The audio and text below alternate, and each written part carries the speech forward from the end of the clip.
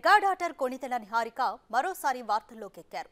ఓ podcast ఇంటర్వ్యూలో తన పెళ్లి విడాకులపై ఆమె స్పందించారు. తమది ప్రేమ వివాహం కాదని పెద్దలు కుదిర్చిన పెళ్లిగా చెప్పారు. 3 ఏళ్ల తర్వాత విడిపోవడం చాలా కష్టంగా ఉందన్నారు. పెళ్లి అనేది చిన్న విషయం కాదు. జీవితాంతం కలిసి ఉండాలని ఎవరైనా వివాహం చేసుకుంటారు. కానీ తన జీవితంలో అది నెరవేరలేదని ఆమె ఆవేదన వ్యక్తం చేశారు.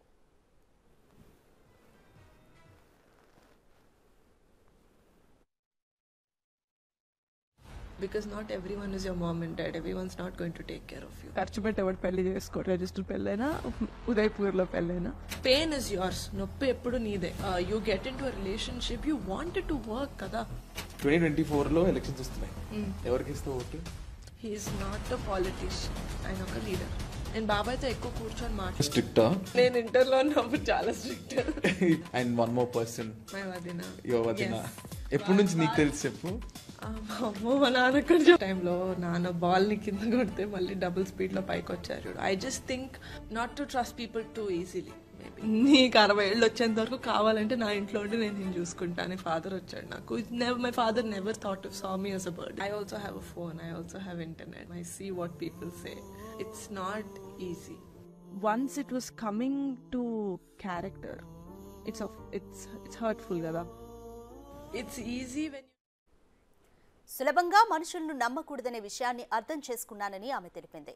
విడాకుల తర్వాత ప్రతి క్షణం యుగంలా గడిచిందని నిహారిక చెప్పుకొచ్చింది. అయితే జీవితం ఇక్కడితో ఆగిపోలేదని తెలుసుకుని ముందుకు సాగుతున్నానని ఆమె చెప్పింది.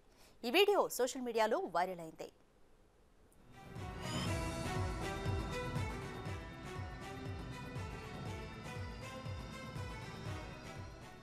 నిహారిక వీడియోపై ఆమె మాజీ భర్త చైతన్య రెస్పాండ్ అయ్యాడు.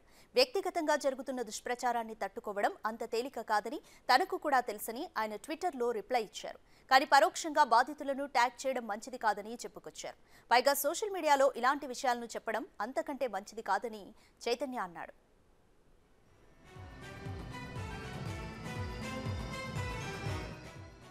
గతంలో కూడా ఇలానే చేశారు. ఇది రెండోసారి. ఇలాంటి విషయాలు ఇద్దరిని మరింత బాధిస్తాయని ట్విట్టర్ వేదికగా స్పందించాడు. విడాకుల విషయంలో ఒకరి వైపు నుంచి మాట్లాడకూడదని అన్నాడు.